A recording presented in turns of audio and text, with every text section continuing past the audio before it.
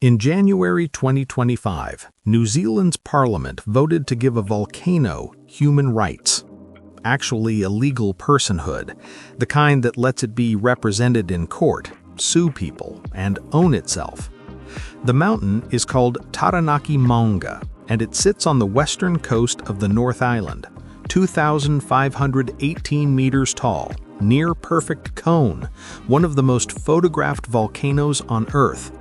And as of January 30, 2025, it is a legal person.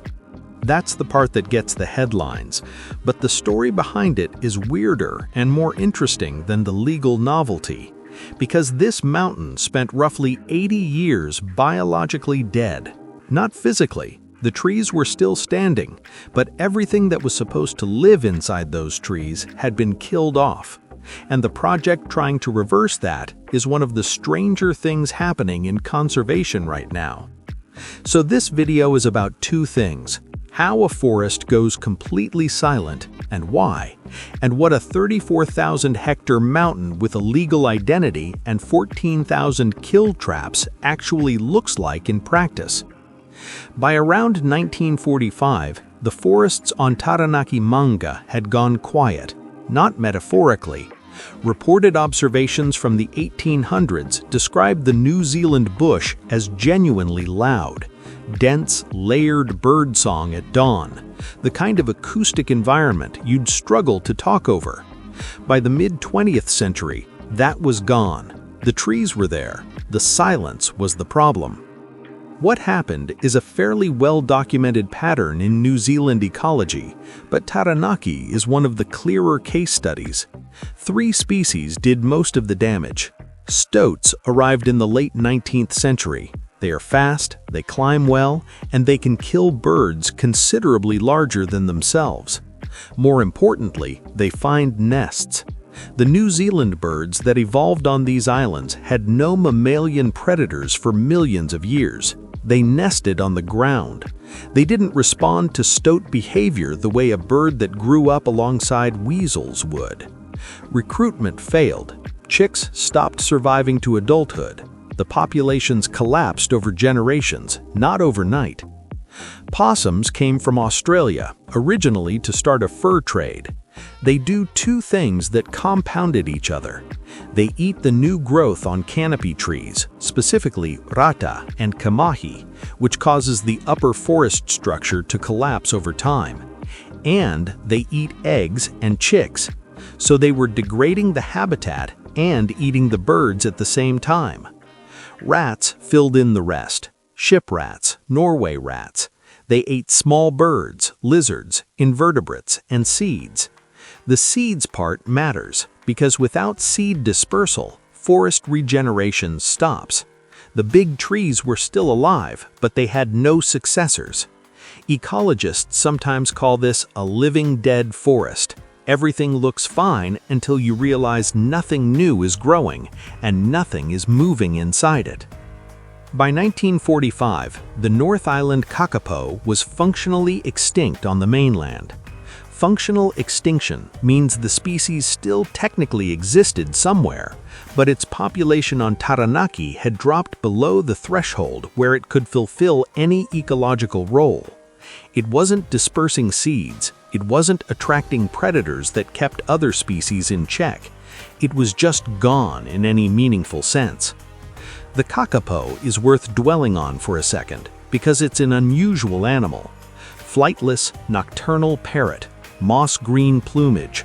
Males make a low, resonant booming call to attract females during mating season, a sound you can hear from kilometers away. It was once widespread across New Zealand. By the 1990s, the total world population was 51 birds, all of them on predator-free offshore islands. That's how far things had gone. The silence on Taranaki was the absence of the kakapo boom, the bellbird chime, the rifleman's high-frequency call, the tui's gargling. Not one species, all of them at once, across 80 years. To understand why the personhood legislation happened, you need the 1865 context. After the New Zealand Wars, the Crown confiscated large portions of Taranaki land from the local iwi. Taranaki, Ngati Ruanu, Ngati Rauru, and others lost access to land they had lived on for centuries, including the mountain. For the Taranaki iwi, the mountain is not just geography. Their genealogy runs through it, its ancestral land, and, in the most literal sense, a graveyard. The Wakapapa, the genealogical lineage, connects the people to the mountain as a physical ancestor. For 160 years, the mountain was administered as Crown land, then as Egmont National Park, managed by the Department of Conservation. That means it was, legally, a government asset, subject to government policy, no standing in court, no independent voice. The January 2025 legislation changed that. Under the name Te Kawi Tapua, the mountain and its surrounding peaks are now recognized as a living and indivisible whole, with the rights, duties, and liabilities of a legal person. That's the Wanganui River model applied to the mountain. New Zealand has been doing this incrementally since 2017.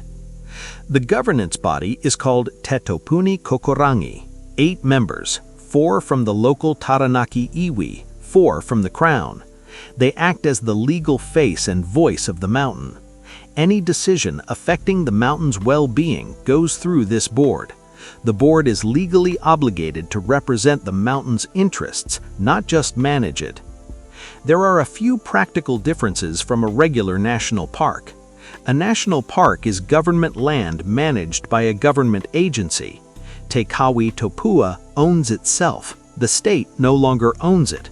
Also, the name Mount Egmont is retired. It's not a dual name situation. The law establishes Taranaki Maunga as the only official name. That part was deliberate.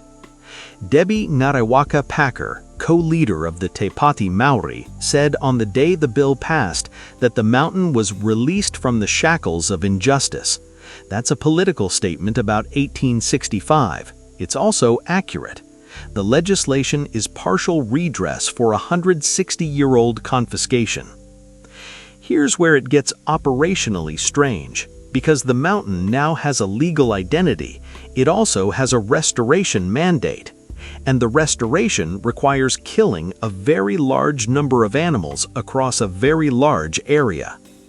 The Taranaki Maunga Project, which runs under the name He Kawa Ora, is trying to eradicate stoats, possums, and rats from 34,000 hectares of mountain and the surrounding halo of urban and rural land.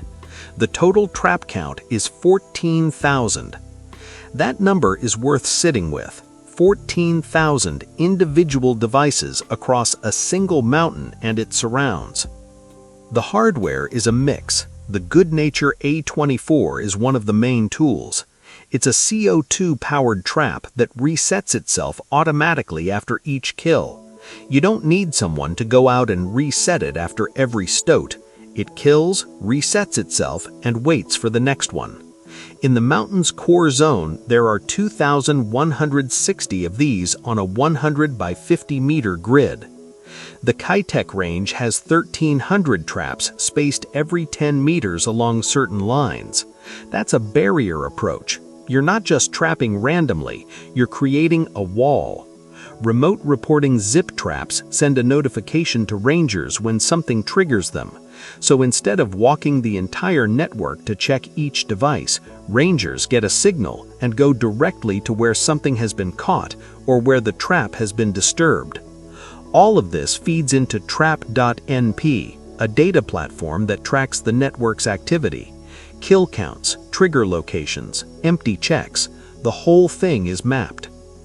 Now, the trap network handles the bulk of the population, but there's a specific problem that kicks in at low density. When you've killed 95% of the possums in an area, the last 5% are harder to find and harder to catch. They've either learned to avoid traps or they're moving differently because competition for food and territory has dropped. Low-density animals travel larger ranges.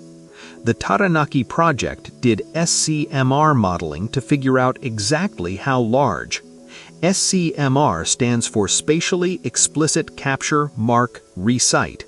You mark some individuals with GPS collars or visual tags, then combine sightings of those marked animals with camera trap footage of unmarked animals, and the model calculates movement patterns and population density. What they found for low-density possums on Taranaki, a sigma value of 179 meters, plus or minus 11.